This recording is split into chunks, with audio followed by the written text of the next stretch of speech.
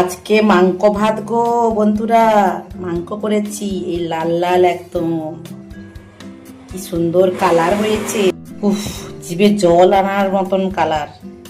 কি সুন্দর গরম গরম একদম এক হাত থালা ভাত খেয়ে নেব। আজকে কিন্তু দেশি মুরগির ঝোল। দুপুরটা একদম জমে যাবে, কি বলেন বন্ধুরা? মাংস রান্না শেষ, এদিকে আমার গ্যাসও শেষ। কি অবস্থা বলুন, গ্যাস শেষ, মাংসও শেষ, রান্না হয়ে গেছে। এবারে যাই ঝটাফট করে গ্যাসটা পাল্টে নি।